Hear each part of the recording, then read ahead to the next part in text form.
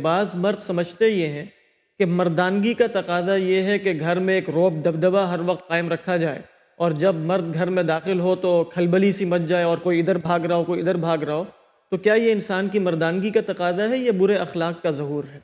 میرا یہ خیال ہے کہ یہ جو لفظ استعمال کیا گیا ہے جی جی اس کا استعمال یہاں نہیں ہونا چاہیے۔ انسان تہذیب کے الفاظ کو زیادہ پسند کرتا ہے۔ اثر رعب و دبدبہ یہ ہے کہ آپ کے گھر داخل ہوتے ہی وہ پہلو پیش آئے جو عائشہ رضی اللہ تعالی عنہ نے پیش کیا۔ اتنا رعب ہوتا اللہ کے رسول صلی اللہ علیہ وسلم کا، لیکن آپ تواضع کے ساتھ گھر میں داخل ہوتے ہی گھر کے اندر رونق آ جاتی۔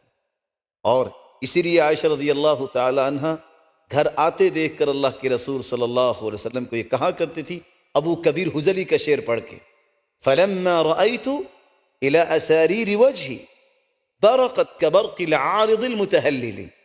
آپ کا جب ظہور یا آپ کی آمد مسعود، آپ کا ورود مسعود جب ہوتا گھر میں، تو یوں آپ گھر میں داخل ہوتے جیسے بادلوں کو چیرتے ہوئے چاند باہر آ جاتا۔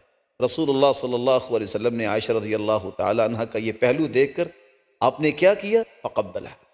تو رسول اللہ صلی اللہ علیہ وسلم نے بہادری کا جو پہلو پیش کیا ہے وہ ہے معاف کرنا، وہ ہے درگزر کرنا۔ لیس الشدید بالسرعہ، لیس الشدید بالسرعہ انما الشدید الذی یملک نفسہ عند الغضب۔ اصل پہلوان وہ ہے جو غصے پہ کنٹرول کرتا ہے، پہلوان وہ نہیں جو کسی کو بچھاڑ دیتا ہے۔ اور ویسے عربوں کا ایک مقولہ ہے اور بڑا عجیب مقولہ ہے، یغلبہن اللئام وَيَغْلِبَنَّ الْكِرَامِ۔ عورتوں پہ غلبہ پانے کی خواہش وہ پیدا کرتے ہیں جو اپنے اندر کمینگی رکھتے ہیں۔ غلبہ تو اللہ نے دیا ہے، الرجال قوامون علی النساء، یہ غلبہ نہیں ہے؟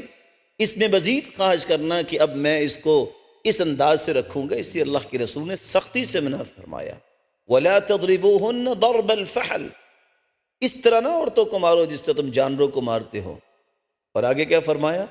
ایک وقت ہوتا ہے تم مارتے ہو، پھر اسی کے قریب سکون لینے جاتے ہو۔